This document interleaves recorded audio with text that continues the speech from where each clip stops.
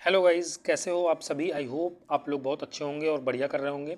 आज मैं कक्षा 10 विज्ञान का चैप्टर नंबर 12 लेके आया हूँ। चैप्टर नंबर 12 जिसका नाम है विद्युत धारा के चुंबकीय प्रभाव। विद्युत धारा के चुंबकीय प्रभाव। देखो, तापीय प्रभाव जस्ट इसके पीछे आप लोगों ने शायद पढ़ा होगा। तापीय प्रभाव, तापीय प्रभाव में इसका बेस्ट एग्जांपल हीटर से याद करो कि उसमें नाइक्रोम का तार लगा होता है। इसमें जब हम इलेक्ट्रिसिटी फ्लो कराते हैं तो ये तार रेड हीट हो जाता है, गर्म हो जाता है और इससे टेम्परेचर निकलता है, बहुत ज़्यादा तापमान मिल जाता है इससे आपको। तो तापीय प्रभाव तो पढ़ा है। तो सोचो कि क्या विद्युत धारा के और भी कोई प्रभाव हो सकते हैं। तो हाँ, बिल्कुल, विद्युत धारा का चुंबकीय प्रभाव भी हो सकता है। वो हम लोग आज यहाँ इस चैप्टर के अंदर करने वाले हैं। और ये पूरा चैप्टर है, ये 1.5 घंटे का होगा, 2 घंटे का होगा, मुझे नहीं पता, पर ये पूरा कंप्लीट चैप्टर है। एकदम से कंप्लीट चैप्टर है, बिल्कुल इसमें कुछ भी छूटने वाला नहीं है। अगर ये आप पूरा चैप्टर कर लेते हो, मैंने बहुत सारी यूट्यूब पे वीडियोस देखी हैं और उसके बाद ही मैं थोड़ा और बेहतर करने के लिए, थोड़ा और अच्छे तरीके से आपको एक्सप्लेन करने के लिए ही यहाँ पे ये चैप्टर लेकर के आया हूँ। तो अगर आप ये चैप्टर करते हो तो पक्का इससे संबंधित जितने भी MCQs हैं वो अभी मैं बीच बीच में बताऊँगा।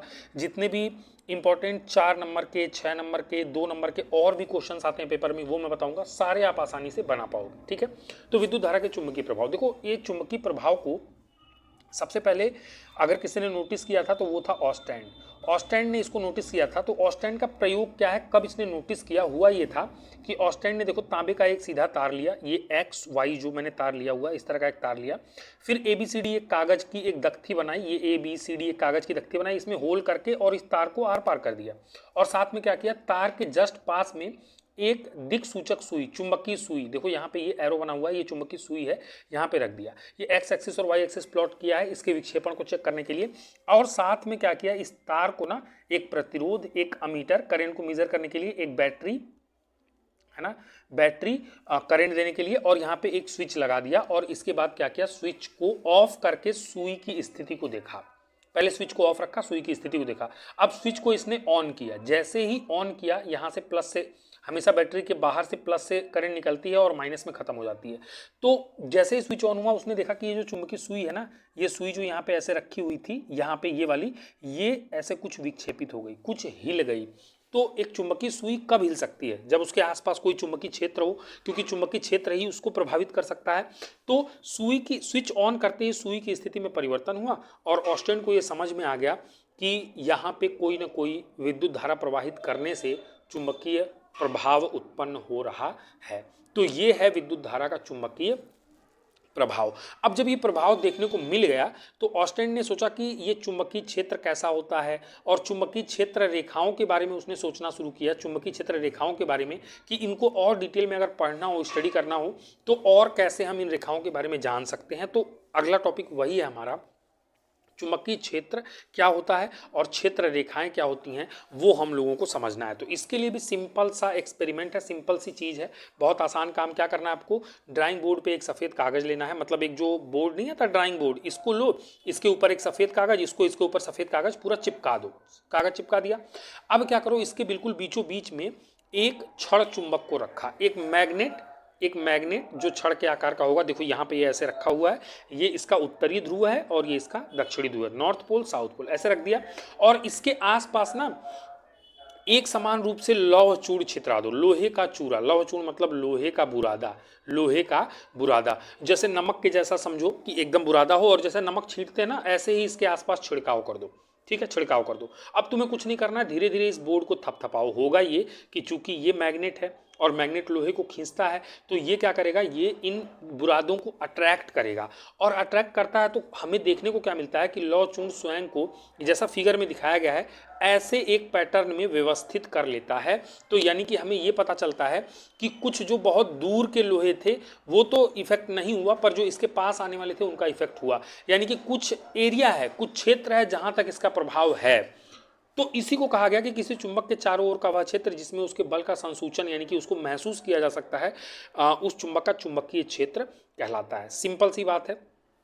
और ये जो पैटर्न आपको बनता दिख रहा है, जैसे यहाँ पे कुछ इस तरह का पैटर्न आपको दिखाई देगा, ये नीचे से भी ऐसे ऐसे पैटर्न दिखाई देगा, यहाँ पे कुछ ऐसे इस तरह के पैटर्न दिखाई देंगे, है ना, किनारों पे किनारों पे कुछ इस तरह का पैटर्न दिखाई देगा, किनारों पे इस तरह का। तो ये जो पैटर्न बनता दिख गया है, इसी को चुंबकीय क्षेत्र रेखाएं कहा जाता है, कि वह रेखाएं जिनके अनुदिश लौह चूर्ण स्वयं को संरेखित कर लेता है, जिस पैटर्न के हिसाब से खुद को वो एक पैटर्न बना लेता है, अपने आप को संरेखित कर लेता है, उसी को चुंबकीय क्षेत्र रेखाएं कहते हैं। तो ये सिंपल सा एक्सपेरिमेंट था, इससे हमें पता चल गया कि चुंबकीय क्षेत्र और चुंबकीय क्षेत्र रेखाएं क्या हैं। सवाल कैसे आएगा, पूछा जाएगा कि चुंबकीय क्षेत्र और चुंबकीय क्षेत्र रेखाओं से आप क्या समझते हो, तो ये चित्र बनाना है और ये पूरी बात डिटेल में लिख देनी है, आपका काम हो जाएगा। नेक्स्ट, अब क्या हुआ, चुंबकीय क्षेत्र और क्षेत्र रेखाओं का तो पता चल गया।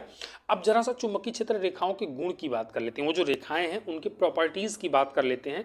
वो उसमें क्या क्या, जब वो एक्सपेरिमेंट किया गया ना, तो क्या क्या और बारीकी वाली चीजें देखने को मिली। तो देखो यहाँ पे एक सिंपल सा फिगर मैंने बना दिया उसको एक्सप्लेन करने के लिए। ये क्षण चुंबक है, ये नॉर्थ पोल और ये साउथ पोल, ठीक है। और क्षेत्र रेखाओं का जो चित्र है वो मैंने एक थोड़ा इजी वे में उसको, वहां पे तो चूंकि एक्सपेरिमेंट था तो वो पूरे बुरादे गिरे हुए थे तो वो समझ में नहीं आ रहा था, मैंने एक पूरा पैटर्न जो एक्चुअली में देखने को मिलता है उसको यहाँ पे ड्रॉ कर दिया है। तो इसके गुण क्या क्या है याद रखना। पहली बात तो यही ध्यान रखना कि चुंबकीय क्षेत्र जो है वो एक सदिश राशि है। सदिश राशि का मतलब कि इसमें परिमाण तो होगा ही, साथ में इसकी दिशा भी होगी। तो चुंबकीय क्षेत्र जो है वह एक सदिश राशि है। और चुंबकीय क्षेत्र रेखाओं की बात करें तो चुंबक के बाहर से देखोगे ना, तो ये नॉर्थ पोल से निकल के साउथ पे खत्म होती दिखाई देंगी, नॉर्थ से निकल के साउथ पे खत्म, नॉर्थ से निकल के साउथ पे खत्म। और नीचे देखो ना, नॉर्थ से निकल के साउथ पे खत्म, नॉर्थ से निकल के साउथ पे खत्म। तो चुंबक के बाहर देखोगे तो एन से एस इसका डायरेक्शन होता है। इनको भी देखो, ये एन से निकल रही है, इनका सर्कल बनाया नहीं है, पर ये घूम के आके एस पे खत्म हो जाएंगी। ये भी एन से निकल रही है, घूम के आके एस पे, ऐसे नीचे एन से निकलेंगी, घूम के आके एस पे खत्म हो जाएंगी, ठीक है, चुंबक के बाहर। पर चुंबक के अंदर क्या देखा गया कि यही रेखाएं एस से निकलती हैं और एन पे खत्म हो जाती हैं, एस से निकलती हैं और एन पे खत्म हो जाती हैं। यानी कहीं ना कहीं ये दिख रहा है कि ये एक वक्र बना रही है, एक सर्कल बना रही है, ऐसे निकलती हैं और ऐसे जाके खत्म हो जाती हैं। तो इससे ये पता चलता है कि चुंबकीय क्षेत्र रेखाएं एक बंद वक्र होती हैं। इंपॉर्टेंट लाइन है, याद रखना कि एक बंद वक्र होती है, क्लोज्ड लूप बनाती हैं। और चुंबकीय क्षेत्र रेखाएं देखो, जहां पे रेखाएं अधिक होंगी वहां पर चुंबकीय क्षेत्र भी अधिक होगा। और तुम्हें दिख रहा होगा कि ये जो साउथ पोल है और जो नॉर्थ पोल है, यहाँ पे रेखाएं बहुत ज़्यादा, यहाँ पे थोड़ा क्लोज दिखाई दे रही हैं।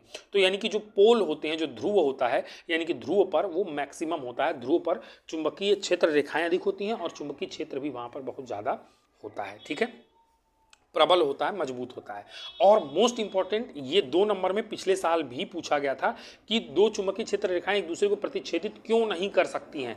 तो इंपॉर्टेंट पॉइंट तो याद रखना कि दो क्षेत्र रेखाएं कहीं भी एक दूसरे को प्रतिच्छेदित नहीं करती हैं, और इसका कारण पूछा था। तो कारण क्या है कि प्रतिच्छेदन बिंदु पर 2 दिशाओं के होने का संकेत होगा, जो कि संभव नहीं है। होता यह है कि ये जो पैटर्न हमने निकाला है ना, ये ऐसे निकाला है कि यहाँ पे तो चुंबक रखा, ये नॉर्थ पोल, ये साउथ पोल, और यहाँ पे चुंबकीय सुई रख दी, फिर इसका विक्षेपण निकाला, फिर चुंबकीय सुई रख दी, फिर इसका विक्षेपण निकाला, और मुझे ये पैटर्न मिला। तो अगर सोचो कि अगर कोई एक ऐसा बिंदु हो जहां पे वो रेखाएं एक दूसरे को कट कर दें, यहाँ पे चुंबकीय सुई को रखोगे, तो आखिर वो कौन सी दिशा को दिखाएगी? एट अ टाइम, एक समय पे चुंबकीय सुई एक ही दिशा दिखाएगी ना, तो दो दिशाएं कैसे वो दिखा सकती है? तो 2 दिशाएं होना संभव नहीं है। प्रतिच्छेदन बिंदु पर 2 दिशाओं के होने का संकेत होगा, जो कि संभव नहीं है। इसीलिए यही रीजन दिया गया कि चुंबकीय क्षेत्र रेखाएं कभी भी एक दूसरे को प्रतिच्छेदित नहीं करती हैं। आई होप यहाँ तक समझ में आया होगा। देखो, भूल गए हो तो लाइक कर देना वीडियो को, और अगर नए हो तो सब्सक्राइब कर लेना चैनल को, और ज़्यादा से ज़्यादा शेयर करो अपने दोस्तों में अगर ये वीडियो ठीक लगती है। और ये नोट्स चाहिए तो मेरे इंस्टाग्राम पे आ जाना, मेरे को मैसेज कर देना कि वो चैप्टर 12 का नोट्स भेज दीजिए, मैं आपको वहाँ पे सेंड कर दूंगा, क्योंकि वहाँ पे डायरेक्ट मैसेज आप कर सकते हो, मुझसे बात कर सकते हो, कोई दिक्कत वाली बात नहीं है। चलिए नेक्स्ट जो टॉपिक है वो क्या है देखना। किसी विद्युत धारावाही चालक के कारण चुंबकीय क्षेत्र। धारावाही चालक मतलब कि एक ऐसा वस्तु जिसमें आप करंट को फ्लो करा सकते हो, उसके कारण चुंबकीय क्षेत्र कैसा कैसा हो सकता है। मतलब कि हमने देख लिया कि धारावाही चालक के कारण चुंबकीय क्षेत्र होता है, अभी हमने उसके बारे में चुंबकीय क्षेत्र पढ़ा, उसके गुणों के बारे में पढ़ा।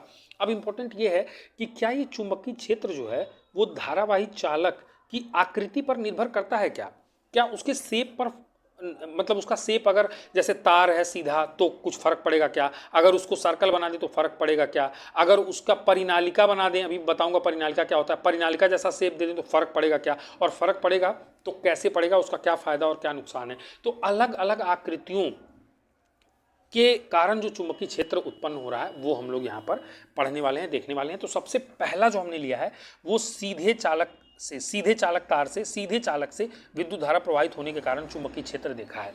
एक सीधा तार लिया है, चालक तार, और उसके कारण से चुंबकीय क्षेत्र कैसा होता है, क्या पैटर्न बनाता है, वो हम लोग यहाँ पर देखने वाले हैं। ठीक है, अलग अलग आकृतियों के कारण चुंबकीय क्षेत्र को हम लोगों को देखना है। और हालांकि हमारे सिलेबस में 3 हैं, बता दिया मैंने, एक तो पढ़ ही रहे हैं, एक सर्कल, एक लूप के कारण और एक परिनालिका के कारण। तो तीनों मैं आपको पढ़ाऊंगा, बिल्कुल ईजी है। देखो सिंपल है, ये एक्सपेरिमेंट पहले भी कर चुके हो, एक बार और कर लो। होता ये है इसमें कि क्या करना है कि एक तो यहाँ पे देखो ये 12 वोल्ट की एक बैटरी ले लेनी है।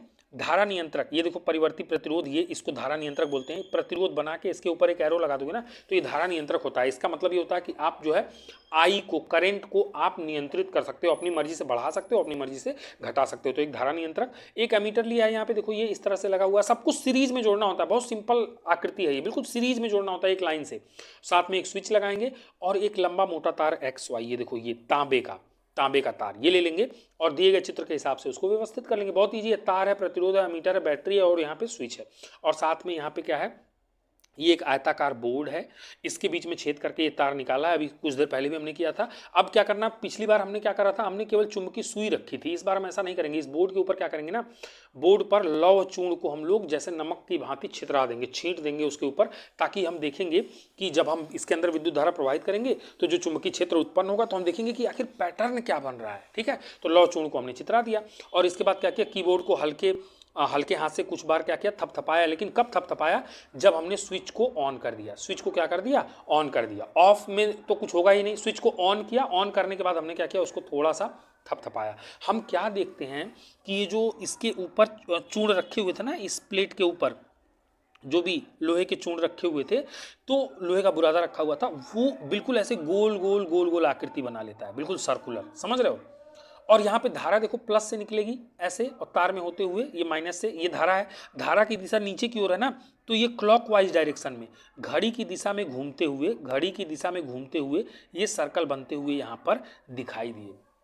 इस तरह से चुंबकीय क्षेत्र यहाँ पर बनता हुआ दिखाई दिया। किसके कारण, सीधे चालक से, सीधे धारावाही तार से, बिल्कुल एक सीधा तार है। ठीक है, तो इसका रिजल्ट क्या आया कि लौह चूर्ण संरेखित होकर तार के चारों ओर, मोस्ट इंपॉर्टेंट लाइन, कि संकेंद्री वृत्तों के रूप में, संकेंद्री मतलब कि जिसका केंद्र एक ही हो और इसके आसपास ढेर सारे वृत्त बनते हों, इस तरह से संकेंद्री वृत्तों के रूप में व्यवस्थित होकर एक वृत्ताकार पैटर्न बनाते हैं। तो सवाल क्या पूछा जाएगा परीक्षा में कि विद्युत एक सीधे धारावाही चालक तार से जो प्रवाहित करने के, उसमें विद्युत धारा प्रवाहित करने पर जो चुंबकीय क्षेत्र उत्पन्न होता है उसका पैटर्न कैसा होता है। तो आप कहोगे कि संकेंद्री वृत्तों के रूप में व्यवस्थित होकर एक वृत्ताकार पैटर्न वो लोग क्या करते हैं, बनाते हैं।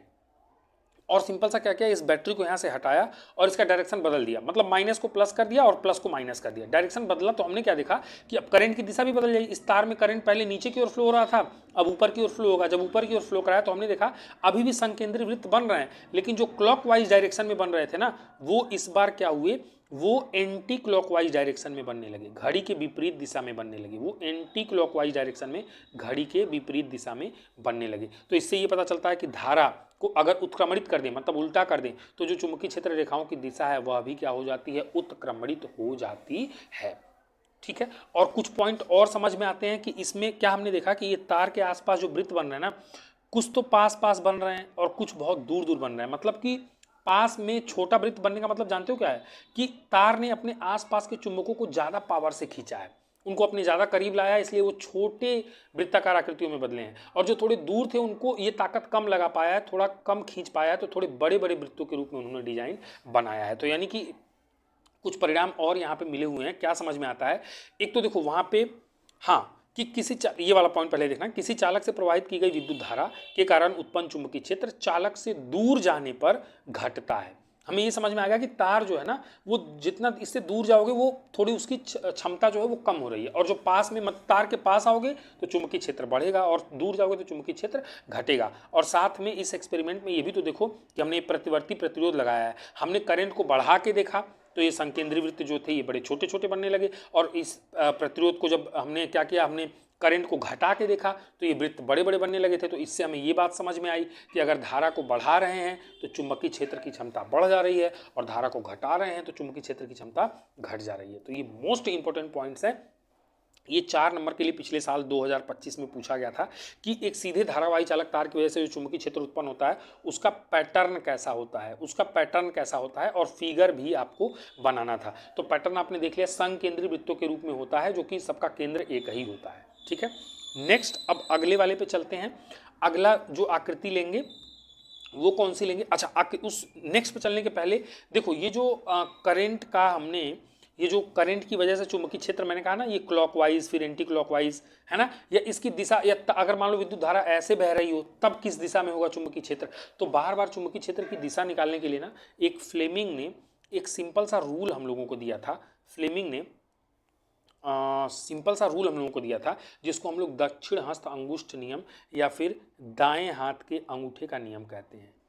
दाएं हाथ के अंगूठे का नियम, अंगूठे का नियम, दाएं हाथ के अंगूठे का नियम।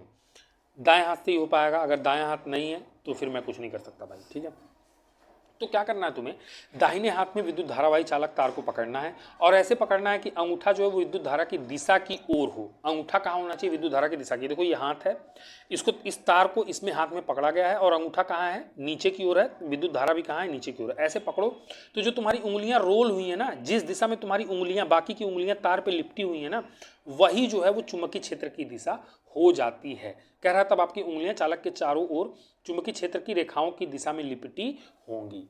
ठीक है, तो यहाँ पे जैसे देखो, जब नीचे की ओर धारा है तो ये देखो, ये ऐसे कुछ करके क्लॉकवाइज घड़ी की दिशा में डायरेक्शन बता रहा है, घड़ी की दिशा में डायरेक्शन बता रहा है। अगर यही धारा ऊपर की ओर होती तो तुम इस तार को पकड़ते पर अंगूठा इस बार ऊपर होता तो तुम देखते कि तुम इस तरह से तुम्हारी उंगलियां रोल होंगी। उसको जब रोल करके देखोगे तो वो एंटी क्लॉकवाइज यानी घड़ी के विपरीत दिशा में तुम्हारी उंगलियां घूमती हुई नजर आएंगी। तो वो एंटी क्लॉकवाइज डायरेक्शन में दिशा आपको पता चल जाएगा। हर बार आप निकाल सकते हो। अगर तार की दिशा ये हो तो इस तार को पकड़ो और अपने अंगूठे को इधर की तरफ रखो और उंगलियों को देखोगे तो कुछ इस तरह से रोल होंगी, ये आपकी दिशा निकल के आएगी। इस तरह से रोल हो रही होंगी, ये इस तरह से आपकी दिशा निकल के आएगी। ऐसे ही अगर लेफ्ट साइड में जा रहा हो तो भी करके देख लेना। लेफ्ट साइड में जा रहा हो तो उस केस में क्या होगा कि यहाँ से ऐसे रोल होंगी, आपकी उंगलियां इस तरह से रोल होंगी। तो जिधर रोल हो रही हैं, जिधर घूम रही हैं, वही आपका चुंबकीय क्षेत्र की दिशा हो जाएगा। सिंपल सा है, मुझे लग रहा है कि ये आप आसानी से समझ गए होंगे। अब नोट पॉइंट की बात करें, ध्यान रखो, इसी को मैक्सवेल का कार्क स्क्रू नियम भी कहते हैं। सिंपल समझो कि जिधर करंट हो उधर तुमने एक स्क्रू ड्राइवर को रखा, पेचकस को रखा और तुम इस नट को टाइट करने जा रहे हो। टाइट करना, खोलना नहीं है, टाइट करना। और टाइट करते समय पेचकस जिस दिशा में घूमेगा वही चुंबकीय क्षेत्र की दिशा हो जाएगी। तो ये कार्क स्क्रू नियम मैक्सवेल ने दिया था। इसी को मैक्सवेल का कार्क स्क्रू नियम कह लो या फिर दक्षिण हस्त अंगूठे का नियम कह लो। इसका उपयोग कब किया जाता है? मोस्ट इंपॉर्टेंट बात पूछा जाता है एक नंबर में, कब किया जाता है? चुंबकीय क्षेत्र की दिशा को निकालने के लिए किया जाता है।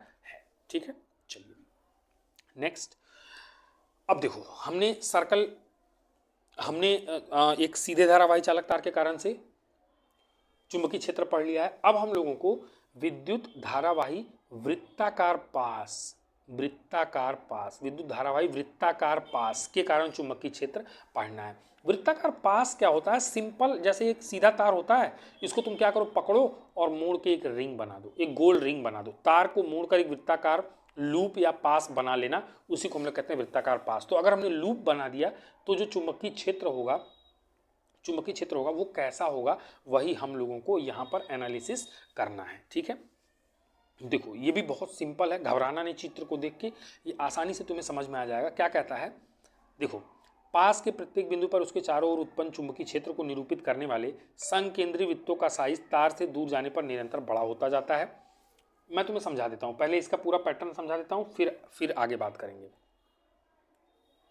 देखो इसको थोड़ा इजी करता हूं, इसको ऐसे समझते हैं इस वाले फिगर से। देखो ये ज़्यादा इजी लग रहा होगा तुम्हें। ये एक क्या है, एक पूरा वृत्ताकार एक लूप है, ठीक। और इसको चुपचाप एक बैटरी से कनेक्ट कर दिया। वो स्विच वगैरह और ये सब लगा सकते हो, पर इजी करने के लिए मैंने ऐसे बना दिया। अब क्या होगा, जरा ध्यान से समझो। इसके थ्रू जो मैग्नेटिक फील्ड निकलेंगी, मैग्नेटिक चुंबकीय क्षेत्र जो उत्पन्न होगा वो कैसा होगा। अगर इस पॉइंट की बात करें, ये यहाँ से करंट निकल रही है, ऐसे जा रही है, तो इस पॉइंट की अगर बात करें तो करंट यहाँ पर इस पर्टिकुलर पॉइंट पर ऊपर की ओर जा रही है। ऊपर की ओर जाएगी तो यहाँ पे चुंबकीय क्षेत्र तुम दाएं हाथ के नियम से निकालो। अंगूठा रखोगे, रोल करोगे, तुम्हारी उंगलियां कुछ इस तरह से रोल होंगी, इस तरह से रोल होंगी, और ये दिशा आपको मिलेगी। इस तरह से घूमेगा। तो इस यहाँ पर ये देखो, इस तरह का चुंबकीय क्षेत्र, इस तरह का चुंबकीय क्षेत्र, इस तरह का चुंबकीय क्षेत्र, इस तरह का चुंबकीय क्षेत्र मिल जाएगा, कोई दिक्कत वाली बात नहीं है। सेम अगर यहाँ पे देखोगे तो करंट नीचे की तरफ आ रही है, अगर करंट नीचे की तरफ आएगी तो उंगलियों को रखो, इसको उंगलियों को नीचे की तरफ रखो और रोल करो, तो यहाँ से तुम निकल के आओगे और ऐसे वृत्त बनेंगे और ये डायरेक्शन इस तरह से मिलेगा जो कि यहाँ पर दिखाई दे रहा है। देखो इससे उल्ट, ये करंट यहाँ पे करंट ऊपर, यहाँ पे करंट नीचे, तो यहाँ पे अगर एंटी क्लॉकवाइज है तो यहाँ पे क्या मिल जाएगा, क्लॉकवाइज, तो ये चुंबकीय क्षेत्र मिल जाएगा। ये बड़े वाले हैं, इनको मैंने बनाया नहीं है। इस तरह से चुंबकीय क्षेत्र, इस पर्टिकुलर पॉइंट पे भी चुंबकीय क्षेत्र निकाल सकते हो। राइट साइड में रखो, राइट साइड में करंट जा रही है तो तुम राइट साइड में रख के अपनी उंगलियों को रोल करो तो एक वृत्त बनेगा, इस तरह से बनेगा और ये यहाँ से निकलेगा और यहाँ पे खत्म हो जाएगा। यहाँ पे भी वृत्त बनते हुए नजर आएंगे, समझ रहे हो कि नहीं, हर जगह। लेकिन इसमें खास बात क्या देखने को मिलती है, खास बात ये देखने को मिलती है कि बिल्कुल बीचों बीच में जो चुंबकीय क्षेत्र रेखाएं हैं वो एकदम सीधी हैं, ठीक है, एकदम सीधी हैं, क्योंकि यहाँ पे ये तार से ये दूरी बढ़ती चली जा रही है। साथ में एक चीज और कि इसको अगर सामने से देखा जाए तो इसके अंदर हर जगह से चुंबकीय क्षेत्र रेखाएं देखो अंदर की ओर घुस रही हैं। ये भी अंदर की ओर, ये अंदर की ओर घुसा, ये अंदर की ओर घुसा, ये भी अंदर की ओर, यहाँ भी अंदर की ओर, अंदर की ओर, अंदर, हर जगह। और कहीं भी इसके बाहर देखोगे तो हर जगह से वो बाहर की ओर निकलती हुई, यहाँ भी देखो ये बाहर की ओर, बाहर की ओर, बाहर की ओर, यानी कि इस वृत्त के बाहर बाहर की ओर निकलती हुई दिखाई दे रही हैं और इसके अंदर अंदर की ओर घुसती हुई दिखाई देती हैं। बीचों बीच में बिल्कुल सीधी लाइन दिखाई देती है। तो ये हर जगह वही कहानी, यहाँ भी वही कहानी है, यहाँ भी ऐसे ये बीच में से यहाँ से घुसेगा और यहाँ से बाहर निकल जाएगा। अभी मैंने बताया बाएं हाथ के नियम से तुम ये पूरा वाला पैटर्न निकाल सकते हो। तो इसको थोड़ा इजी करने के लिए अभी हम लोग जैसे इसको सामने से देख रहे थे यहाँ से, अब हम इसको यहाँ से ऊपर से देखेंगे या फिर नीचे से देखेंगे। ऊपर से देखो या फिर नीचे से देखो तो तुम इस वाली आकृति पे पहुंचोगे, ऊपर से या नीचे से देखने पर इस वाली आकृति पर पहुंचोगे, समझे कि नहीं। तो यहाँ पे इस तरह का पैटर्न बनेगा, वो आपको ध्यान रखना है। और कोई बड़ी बात नहीं है, इस एक्सपेरिमेंट को करके भी देखा गया है। वही सेम कहानी, यहाँ पे भी एक कार्डबोर्ड लगा दिया गया है, इसके ऊपर भी लौह चुंबक रखे गए हैं, बैटरी से जोड़ा, और ये लूप यहाँ पे एक छेद करके यहाँ पे छेद करके इसको आर पार कर दिया गया है। और यहाँ पे देखा गया कि वो इसी तरह का जो चुंबकीय क्षेत्र का पैटर्न मिलता है। तो ज़्यादा दिमाग नहीं लगाना है, ठीक है। इस पैटर्न की खास बात क्या होती है वो बस हम लोगों को देख लेना है। तो क्या क्या खास बात होती है कि पास के प्रत्येक बिंदु पर, यानी कि जो लूप है इसके प्रत्येक बिंदु पर उसके चारों ओर उत्पन्न चुंबकीय क्षेत्र को निरूपित करने वाले संकेंद्रीय वृत्तों का साइज तार से दूर जाने पर निरंतर बड़ा होता जाता है। मैंने भी बताया था कि पास वाले छोटे छोटे और दूर जाने पे वो बड़ा बड़ा बनने लगता है। साथ में केंद्र पर इन बृहद वृत्तों के चाप सरल रेखाओं जैसे प्रतीत होने लगते हैं। सेंटर में आते आते ये देखो एक रेखा दिख रही है ना, सेंटर में आते आते ये इतने बड़े हो जाते हैं सर्कल के, ऐसा लगता है कि यहाँ पे सीधी रेखा है, बिल्कुल एक सीधी रेखा जैसे प्रतीत होने लगते हैं। और साथ में जो लूप है पास है उसके भीतर सभी चुंबकीय क्षेत्र रेखाएं एक ही दिशा में होती हैं। लूप के अंदर देखो ना, यहाँ से भी घुस रही हैं, यहाँ से भी घुस रही हैं, यहाँ से भी घुस रही हैं, यहाँ से भी घुस रही हैं, यहाँ से भी, हर जगह से अंदर घुसती हुई नजर आती हैं और बाहर बाहर की ओर निकलती हुई नजर आती हैं। तो लूप के भीतर सभी चुंबकीय क्षेत्र रेखाएं एक ही दिशा में होती हैं। साथ में कह रहा है कि कुंडली के फेरों की संख्या। अच्छा, अभी तक जैसे एक तार को मोड़ करके लूप बनाया था, बाद में क्या हुआ कि दिमाग में ये आया एक्सपेरिमेंट करते टाइम कि अगर इस लूप को एक तार और जोड़ दें, इस लूप को एक बार और मोड़ दें, एक बार और मोड़ दें, एक लंबा तार लें और उसको लूप को ढेर सारे बार कई बार मोड़ के एक मोटा लूप बनाएं, तो कुंडली में फेरों की संख्या अगर तुम बढ़ा दोगे, वो नंबर ऑफ लूप्स अगर बढ़ाओगे, n गुना अगर तुम बढ़ा देते हो तो चुंबकीय क्षेत्र भी n गुना हो जाएगा। मतलब कि नंबर ऑफ लूप्स जितना ज्यादा होगा, नंबर ऑफ लूप्स जितना ज्यादा होगा, n गुना जितना, उतना चुंबकीय क्षेत्र भी उतना ही ज्यादा होता चला जाएगा, उतना ही ज्यादा होता चला जाएगा। आई होप कि विद्युत धारा व वृत्ताकार पास के कारण जो चुंबकीय क्षेत्र है वो आपको अच्छे से क्लियर हो गया होगा। देखो अगर तुम्हें ये और प्रैक्टिकल रूप में देखना है ना, तो कभी पंखा जो होता है, पंखा जब खुलेगा ना उसका मोटर, तो उसके अंदर से एक बाइंडिंग निकलती है, उस बाइंडिंग को देखना, वो एन लूप वाली वृत्ताकार पास ही होता है एक तरह से। उसमें देखना कि एक गोल सी चक्री निकलती है, इस चक्री में छेद होता है और हर चक्री में तार को ऐसे ऐसे ऐसे ऐसे फंसा के बाइंडिंग किए रहते हैं और ढेर सारे नंबर ऑफ लूप बना देते हैं। तो वृत्ताकार पास के जैसा ही वो व्यवहार करता है और इसके नाते बहुत ही बड़ी मात्रा में चुंबकीय क्षेत्र भी उत्पन्न होता है और उसी चुंबकीय क्षेत्र उत्पन्न होने के नाते वो जो पंखे का मोटर है वो घूमता है। तो प्रैक्टिकली पंखे में, और जो तुम्हारा घर में विद्युत मोटर है, पानी चलाने वाला जो मोटर है, जब कभी खराब हो जाएगा उसको देखना, उसके अंदर से भी ऐसे ही सर्कुलर बाइंडिंग निकलती है, वृत्ताकार पास निकलता है। तो तुम्हें चीजें और भी अच्छे समझ में आ जाएंगी। ठीक है, आई होप यहाँ तक समझ में आ ही गया होगा। नेक्स्ट, अब एक और आकृति परिनालिका आती है कि परिनालिका में प्रवाहित विद्युत धारा के कारण चुंबकीय क्षेत्र। परिनालिका परिनालिका क्या होती है पहले वो बताऊंगा, और उसमें प्रवाहित विद्युत धारा जो होती है उसके कारण चुंबकीय क्षेत्र कैसा होता है वो हम लोगों को पढ़ना है। तो परिनालिका होती क्या है भाई, सबसे पहले तो यही जान लो परिनालिका क्या होती है। देखो, पास पास लिपटे विद्युत रोधी तांबे के तार की बेलन के आकृति की अनेक फेरों वाली कुंडली को परिनालिका कहते हैं। मतलब कि कुछ इस तरीके से जो आकृति अगर बना दोगे तो ये क्या कहलाएगी, परिनालिका कहलाएगी। अब परिनालिका के कारण मतलब परिनालिका में अगर विद्युत धारा प्रवाहित करें तो जो चुंबकीय क्षेत्र होगा वो कैसा होगा वो देखते हैं। तो इस चित्र में देखो कुछ इस तरह का विद्युतीय क्षेत्र आपको देखने को मिलता है। परिनालिका में चुंबकीय क्षेत्र, इस तरह का चुंबकीय क्षेत्र आपको देखने को मिलता है। और इसको देख के तुम्हें कुछ याद आ रहा होगा, जैसे अभी हमने कुछ देर पहले पढ़ा था एन और एस, एक रॉड थी, एन से निकल के एस में, एन से निकल के एस में, एन से निकल के एस में ऐसे मिल रही थी, एन से एस में, एन से एस में ऐसे मिल रही थी। और यहाँ पे भी ये एन से निकल रही थी, एन से निकल रही थी, एन से निकल रही थी, एन से निकल रही थी, और एस पे खत्म हो रही थी, एस पे खत्म हो रही थी, एस पे खत्म हो रही थी। दिख रहा था ये वाला फिगर, याद है? कुछ वैसा ही सेम टू सेम फिगर आपको देखने को मिल रहा है। ऐसा ही सेम टू सेम जो है विद्युत धारा का चुंबकीय प्रभाव परिनालिका के कारण यहाँ पे देखने को मिला। ये देखो यहाँ पे परिनालिका थी, एक स्विच था, एक बैटरी थी, और इसको हमने जोड़ दिया करंट। और इस तरह का हमको जब हमने इसका भी एक्सपेरिमेंट किया, वही अपना दख्ती वगैरह लगा के लौह चूर्ण वगैरह डाल के फिर इस पर हमने उसके चुंबकीय क्षेत्र को जब एनालिसिस किया तो हमने देखा कि सेम पैटर्न मिल रहा है। तो हमें ये पता चला कि क्षण चुंबक के कारण चुंबकीय क्षेत्र रेखाओं का पैटर्न, जो क्षण चुंबक के कारण एन एस वाला जो चुंबक था, वो परिनालिका के कारण चुंबकीय क्षेत्र जो उत्पन्न होता है उसी के जैसा सेम टू सेम होता है।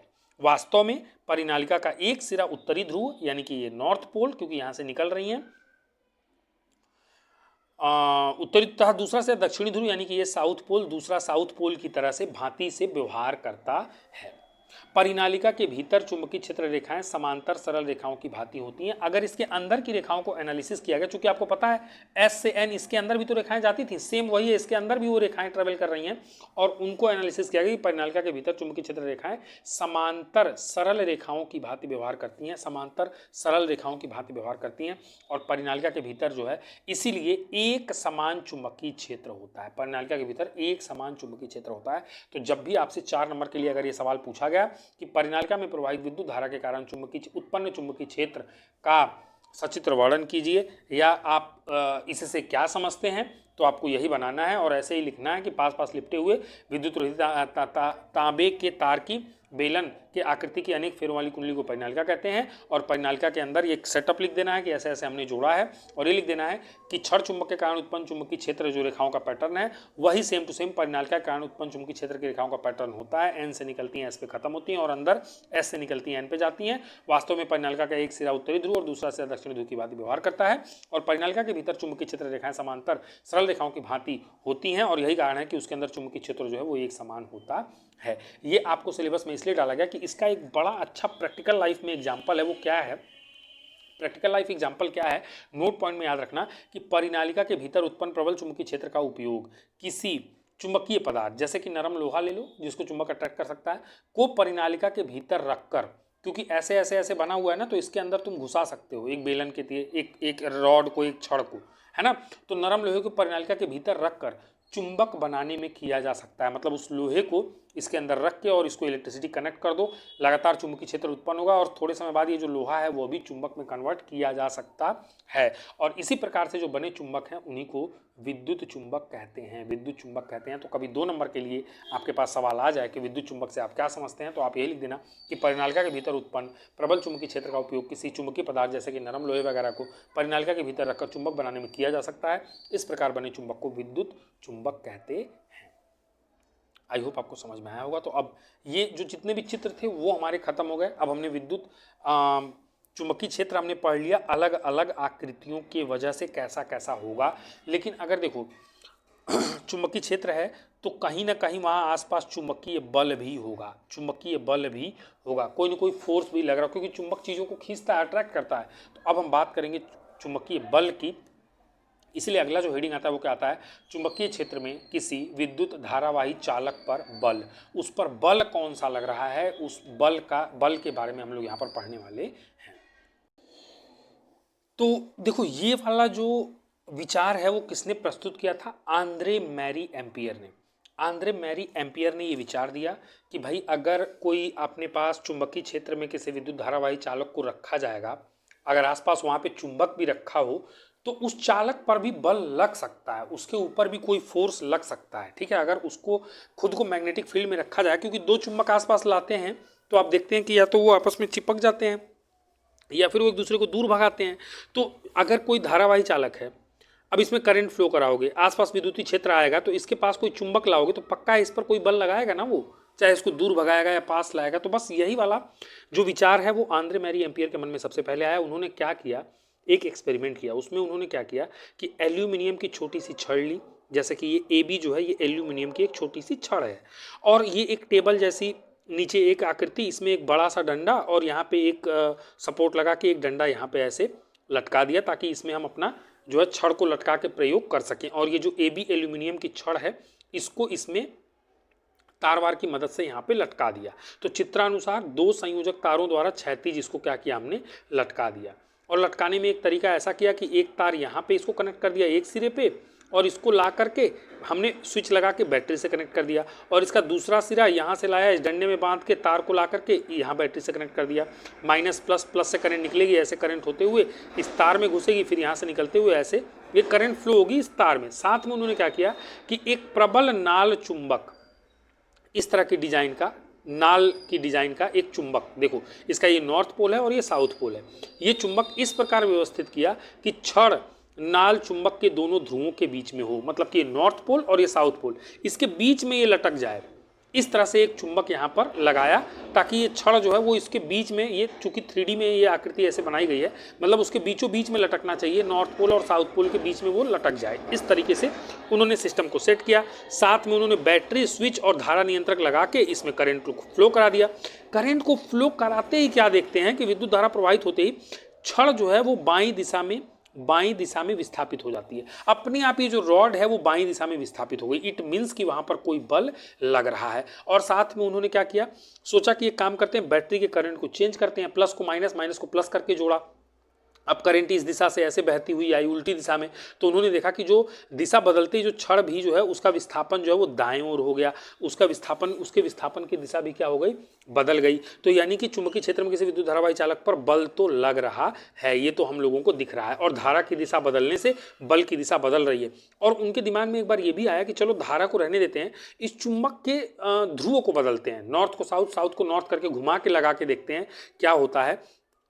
तो वहां पे देखते हैं कि चुंबकों के ध्रुवों को भी जब बदल कर उन्होंने देखा तो आरोपित बल की दिशा भी क्या होती है, बदल जाती है। यानी ये समझ में आता है कि जो बल है वो बल तो लग ही रहा है, और ये समझ में आता है कि जो बल की दिशा है वो आई की दिशा यानी कि करंट की दिशा और चुंबकीय क्षेत्र की दिशा दोनों पर निर्भर करती है। जो बल लग रहा है उस धारावाही चालक पर चुंबक के कारण, वो बल जो है किन किन बातों पर निर्भर करता है, तो ध्यान रखना कि वो करंट की दिशा और चुंबकीय क्षेत्र की दिशा, इन दो चीजों पर निर्भर करता है। ठीक है।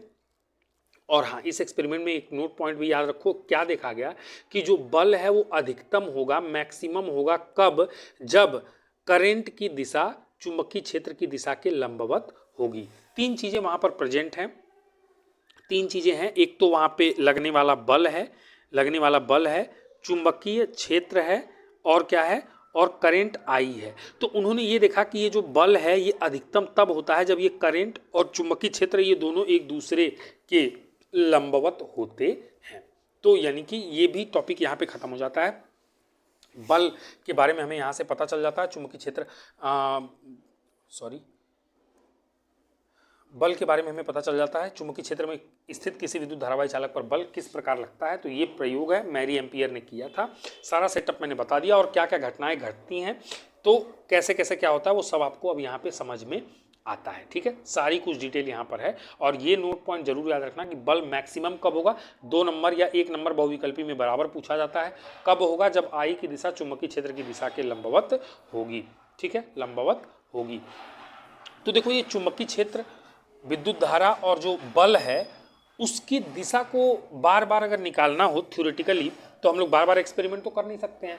तो उसको निकालने के लिए फ्लेमिंग जो है, फ्लेमिंग ने अपने बाएं हाथ का नियम दिया, वाम हस्त नियम, बायां हाथ का नियम। याद रखना ये वाम हस्त नियम है, बायां हाथ है, अगर तुम्हारे पास नहीं है तो मैं कुछ नहीं कर सकता। ठीक है, तो ये नियम क्या कहता है जरा ध्यान से समझना।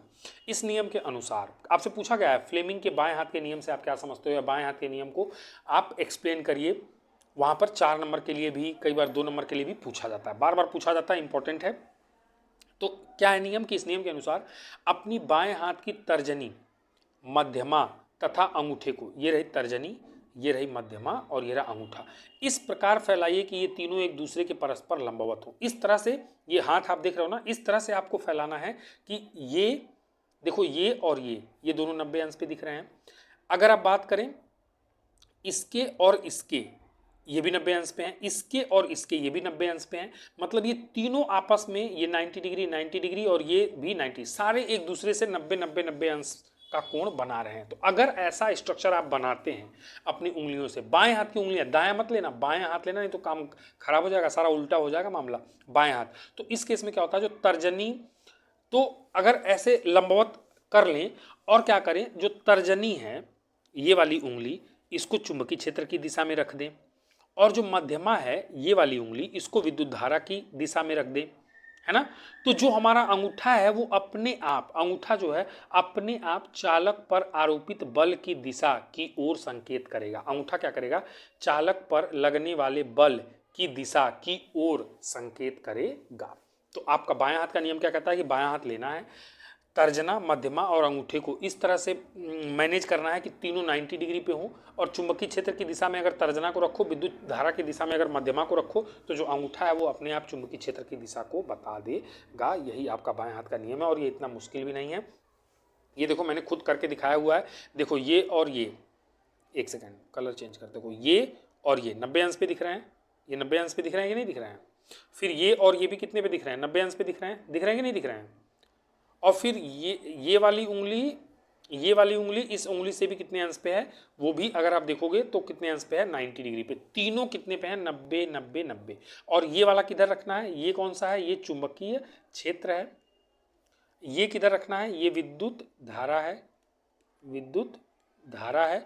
और ये क्या बता देगा, ये उस पर चुंबकीय जो आपका चालक है, जो विद्युत धारावाही चालक है, उस पर लगने वाला बल जो है वो उसकी दिशा बता देगा। तो इस तरह से बायां हाथ है, आपको मैंने दिखा दिया कि ये टफ भी नहीं है, आराम से कर सकते हो, थोड़ा सा इमेजिनेशन तो आपको करना ही पड़ेगा। तो आई होप यहाँ तक अब आपको समझ में आ गया होगा।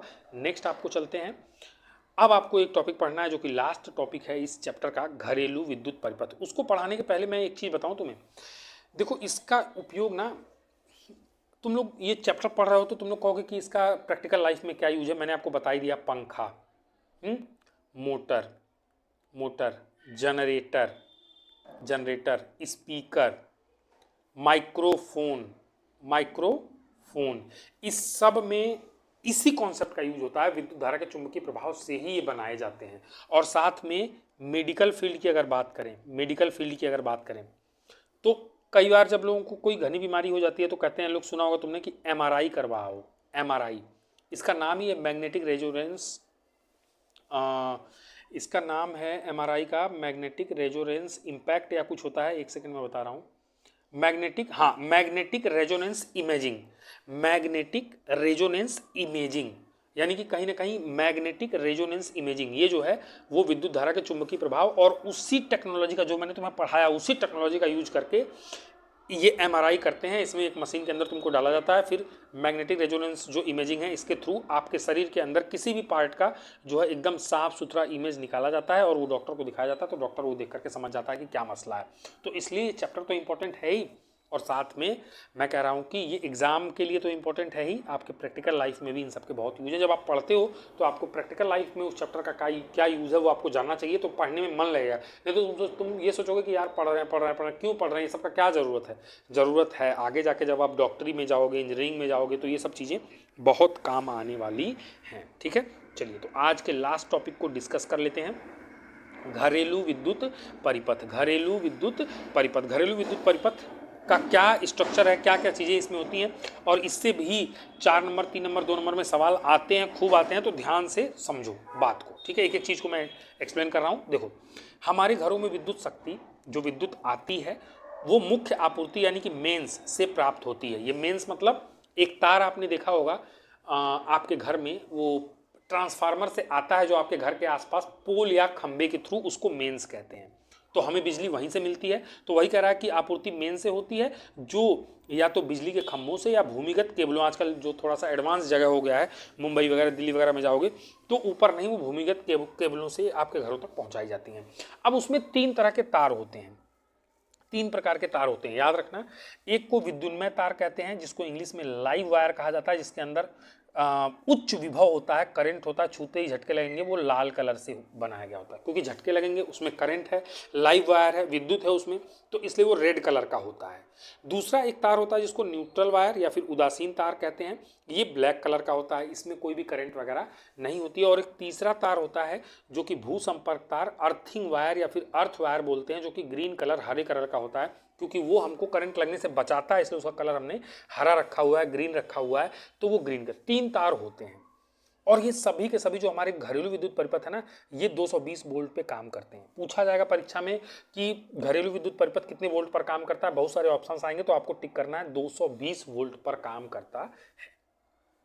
ठीक है, और हमारे घर तक कैसे आता है, देखो परिपथ की संरचना क्या होती है कि ये तार आएगा, पहले तो एक बाहर फ्यूज लगाएंगे, ताकि उसके बाद विद्युत मीटर लगाएंगे, क्योंकि बिजली का बिल इसी मीटर से आएगा। इसके पहले एक फ्यूज लगाएंगे, ताकि जो है वो फ्यूज इसलिए लगाते हैं कि मीटर वीटर हमारा ना खराब हो, अगर मेंस में कोई समस्या आए तो मेंस से वो सप्लाई फ्यूज में फ्यूज ही उड़ जाए। आजकल एडवांस कभी भी देखोगे ना, खंबे के ऊपर एक बड़ा बड़ा बॉक्स लगा होता है, वो एक्चुअली फ्यूज बॉक्स ही तो होता है, कि अगर मेंस में कोई गड़बड़ी आए तो फ्यूज उड़ जाए, मीटर वीटर ना उड़े, आपका बचाया जा सके। और फिर विद्युत मीटर से अंदर जो है, घर के अंदर मुख्य स्विच लगाते हैं और उसके माध्यम से घरों में लाइन को वितरित करते हैं। और आगे क्या है भाई, विशेषता क्या होती है घरेलू विद्युत परिपथ की? घरेलू विद्युत परिपथ की विशेषता क्या होती है, याद रखना कि वो समांतर क्रम में कनेक्शन किया गया होता है। 2 तरह का कनेक्शन होता है, एक होता है समांतर क्रम और एक होता है श्रेणी क्रम। लेकिन घरों का जो कनेक्शन है वो श्रेणी क्रम में नहीं होता है, समांतर क्रम में किया जाता है। क्यों किया जाता है, इसका लाभ क्या है? लाभ ये है कि हमारे जितने भी डिवाइस होते हैं ना, जो भी घर में जो बल्ब है, टेलीविज़न है, मोबाइल का चार्जिंग है ना, मोबाइल चार्जिंग है, और साथ में फ्रिज है, एसी है, कूलर है, ये सब के सब 220 वोल्ट पे काम करते हैं बेटा। तो 220 वोल्ट अगर देना है, समान वोल्टेज अगर देना है 220 का, तो आपको समांतर क्रम में ही सप्लाई करनी पड़ेगी, समांतर क्रम में ही आपको वायरिंग करनी पड़ेगी। क्यों? क्योंकि श्रेणी क्रम में करोगे तो सभी लोगों को वोल्टेज अलग अलग मिलेगा। एक समांतर क्रम ही, पैरेलल कनेक्शन ही ऐसा है जिसमें आपको वोल्टेज सभी जगह पे 220 समान मिल जाता है। इसका एक और बेनिफिट है कि अगर एक खराब हो जाए तो स्विच, एक खराब हो या ये जा नहीं या है, एक खराब हो या स्विच ऑफ हो, मान लो घर में पंखा नहीं चलाना, पंखा बंद कर दिया, तो बाकी के डिवाइस चलते रहते हैं। सीरीज में क्या होता है, ये यहाँ पे एक कनेक्शन, यहाँ पे फिर आगे एक कनेक्शन, यहाँ पे आगे एक कनेक्शन यहाँ। अगर ऐसा कर दोगे, अब मान लो तुमने यहाँ से स्विच है और यहाँ से बंद कर दिया, तो आगे कहीं सप्लाई नहीं जाएगी, सबके सब बंद हो जाएंगे। या यहाँ से अगर तार खराब हो गया तो ये तो चले, यहाँ से तार मान लो खराब हो गया तो ये चलेगा, लेकिन ये दोनों खराब हो गया, खत्म कहानी, आगे सप्लाई नहीं जाएगी। लेकिन पैरेलल में ऐसा नहीं होता है, पैरेलल में ऐसा नहीं होता। अगर एक खराब हो और स्विच ऑफ भी अगर कोई हो तो बाकी के डिवाइसेस आपके चलते रहते हैं, ये इसका बेनिफिट है। अच्छा, सुरक्षा युक्तियाँ घरेलू विद्युत परिपथ में क्या क्या सुरक्षा युक्तियाँ हम लोग क्या क्या जुगाड़ लगाते हैं? तो एक तो विद्युत फ्यूज, इलेक्ट्रिक फ्यूज लगाते हैं। पथरी तुमने देखा होगा घर के बाहर लगी होती है, पथरी जैसा कुछ होता है, वो लगा होता है, उसमें पिन होता है और ये दोनों पिनों में तार लगे होते हैं। तो ये जितना हो सके पतला रखना है, आपको पतला रखना है। पतला रखोगे तो होगा क्या कि जब भी सप्लाई ज़्यादा आएगी तो ये फ्यूज का ये जो पतला वाला तार है, ये पतला वाला जो तार है ना, ये फटाक से यहाँ से जल जाएगा और जो आपके घर के अंदर यहाँ से आगे जो सप्लाई गई है वो कट जाएगी और आपके जो डिवाइसेस हैं वो सुरक्षित रहेंगे। तो हम तो विद्युत फ्यूज़ का यूज़ करते हैं, जो कि ध्यान से देखो यहाँ पे लिखा हुआ है, कम गलनांक वाले तार का टुकड़ा होता है, पतला तार होता है, गलनांक उसका कम होना चाहिए, ताकि जैसे ही सप्लाई ज़्यादा हो तो वो गल के वहीं पे जल जाए तुरंत। ठीक है। और दूसरा भू संपर्कन यानी कि अर्थिंग जिसको कहते हैं, सुरक्षा युक्तियों में, घरेलू वायरिंग में सुरक्षा युक्तियों में आपको भू संपर्कन यानी कि अर्थिंग का भी यूज किया जाता है। और अर्थिंग जो है ना, अर्थिंग ये बहुत सारे लोग नहीं कराते हैं पर कराना चाहिए। पता है क्यों? जैसे कि घर में जो प्रेस होता है, टोस्टर होता है, फ्रिज होता है, जो मेटल के बने होते हैं, जिनका एक हिस्सा मेटल का होता है, सोचो अगर वो किसी ने टच कर लिया तो फिर तो गई भैंस पानी में, मारेगा ऐसा करंट ना कि फिर बेहोशी आ जाएगी। तो और कई बार तो लोग मर मुरा जाते हैं, ठीक है। तो ये नहीं मरेंगे, मरने मुराने से बचने के लिए तो अर्थिंग का यूज किया जाता है। होता क्या है कि अर्थिंग का जो ग्रीन वायर है ना, ग्रीन वायर, अगर उसकी सप्लाई हो और आपके घर में अर्थिंग हो, तो मान लो कोई व्यक्ति प्रेस कर रहा है, अगर उसको करंट आएगा और वो चूंकि जमीन से टच है, तो वो करंट उसके शरीर से होते हुए, और चूंकि ग्रीन वायर है तो वो अर्थिंग में जाकर के और धरती के अंदर चला जाएगा, उस आदमी के ऊपर इम्पैक्ट कम डालेगा, उसको झटके कम लगेंगे। तो दो सुरक्षा युक्तियां यूज होती हैं, एक तो फ्यूज और एक भू संपर्कन। और साथ में क्या होता है भाई, सामान्य समस्याएं क्या हैं, घरेलू विद्युत परिपथ की कुछ समस्याएं हैं, वो क्या है। देखो घरेलू विद्युत परिपथ में बस अगर आ गया ना आपको एक्सप्लेन करने के लिए 4 नंबर में, तो बस ये सारी चीजें एक्सप्लेन कर देना जैसे जैसे मैंने लिखा है, आपको 4 नंबर पूरे मिल जाएंगे एकदम बेहतरीन तरीके से। समस्याएं क्या क्या है, एक तो है ओवरलोडिंग, हिंदी में अतिभारण कहते हैं, भार बढ़ जाना, अतिभारण, ओवरलोडिंग। एक तो समस्या ये है, ये क्या होता है कि एक ही सॉकेट से बहुत सारे उच्च शक्ति वाले उपकरण जैसे एसी, हीटर, मोटर वगैरह जोड़ने पर क्या होता है कि ओवरलोडिंग हो जाता है, अतिभारण हो जाता है। जो तार है इसके ऊपर लोड ज़्यादा होता है और ये गर्म हो करके, ये क्या होता है, गर्म हो करके ये पिघल जाता है, जल जाता है, गल जाता है, और आपका वायरिंग जो है आग लगने का डर होता है। तो ऐसी गलती मत करना, इसीलिए ओवरलोडिंग करके आपको कभी भी घर में नहीं आपको यूज करना चाहिए। आप अगर यूज कर रहे हो तो तार अच्छे क्वालिटी का इस्तेमाल करो, फ्यूज अच्छे क्वालिटी का इस्तेमाल करो, और साथ में एसी, हीटर, मोटर इनको अलग अलग सॉकेट से चलाओ, एक ही से चलाने की कोशिश मत करो। दूसरा होता है शॉर्ट सर्किट जिसको लघु पतन कहते हैं। ये लघु पतन हिंदी में, इंग्लिश में समझो शॉर्ट सर्किट। शॉर्ट सर्किट में क्या होता है, शॉर्ट सर्किट में क्या होता है, जो लाइव वायर होती है यानी कि लाल वाली, और जो न्यूट्रल वायर होती है यानी कि ग्रीन वाली, कई बार क्या होता है कि तार के पुराने हो जाने से, या चूहा काट दिया, या किसी और कारण से कट लग गया, अगर वो दोनों एक साथ चिपक गए, वो दोनों एक साथ क्या हो गए, चिपक गए, तब होगा शॉर्ट सर्किट। सीधे संपर्क में आने पर ये होता है, और शॉर्ट सर्किट होते ही वो पूरे कनेक्शन के प्रतिरोध जो है पूरे कनेक्शन का प्रतिरोध आर जो है वो तुरंत जीरो हो जाता है। प्रतिरोध शून्य होते ही देखो V बराबर आई आर होता है, V बराबर आई आर होता है, पढ़ा है आपने, आई आर बड़ा वाला आर, चलो लिख देता हूँ, V बराबर आई आर। ये तो बिल्कुल समान है, वोल्टेज 220 मिल रहा है, आई जो है और आर, अगर आर जीरो हो गया तो आई में ऐसा क्या, कितना करंट जीरो में क्या गुणा करें कि ये 220 बना रहे। तो सोचो ना कि ये तो पॉसिबल नहीं है मैथमेटिकली, पर प्रैक्टिकली क्या होता है, ये आई जो है वो मैक्सिमम हो जाता है उस टाइम पे। 220 तो नहीं बना पाएगा पर मैक्सिमम हो जाए, अधिकतम। ये सोचेगा प्रतिरोध जीरो होते ही ये सोचेगा मैं इतना बढ़ जाऊं कि मैं भी को 220 मेंटेन करूं, क्योंकि भी बराबर आई आर होता है, ओम्स लॉ कहता है। तो ये आई जो है उस वक्त मैक्सिमम हो जाता है, और करंट मैक्सिमम होगी, शॉर्ट सर्किट होगा, आग लगेगी और मामला गड़बड़ा जाएगा। तो ये बेसिक प्रॉब्लम्स हैं जो आती हैं, ठीक है। और साथ में जरा सा देखिएगा, ये देखिए कनेक्शन कैसे करते हैं घरों में, वायरिंग जो होती है कनेक्शन कैसे होता है। तो ध्यान से समझो, यहाँ पे कहीं पे पोल है, पोल से ये 2 तार आए हुए हैं, पोल से ये 2 तार यहाँ पर आए हुए हैं, 2 तार यहाँ पर आए हुए हैं। ये आपका रेड वाला ये लाइव वायर है, ये उदासीन तार है। ये पहले क्या है, फ्यूज है, ये पोल के पास ही आजकल लगा देते हैं, पता है आपको। फिर वहाँ से 2 तार निकलते हैं, घर में विद्युत मीटर घर के बाहर लगा होता है, और फिर मीटर से 2 तार निकलते हैं। फिर अपने घर में हम लोग जो एक बॉक्स होता है जहाँ से हम घर के तमाम डिवाइसेस को जोड़ने के लिए विद्युत सप्लाई कराते हैं, समांतर क्रम में जो कनेक्शन कराते हैं, तो ये बोर्ड में सप्लाई आती है, और फिर यहाँ से एक लाइव वायर, ये जाके मान लो इस डिवाइस को, तो यहाँ पे एक लाइव वायर और एक न्यूट्रल वायर जोड़ा ये डिवाइस, फिर पैरेलल में इसी से आगे जाके इसको जोड़ा, फिर यहाँ पे, फिर पैरेलल में इसी से आगे जाके इसको जोड़ा यहाँ पे आके, और इन तीनों को देखो, ये एक तीसरा जो सॉकेट है, तीसरा वाला, इन सब में ग्रीन तार निकाला, और ग्राउंड जो अर्थिंग है घर की, भू संपर्क तार, उससे ले जा करके, या फिर बाहर जो 3 तार आए हैं उसमें से जो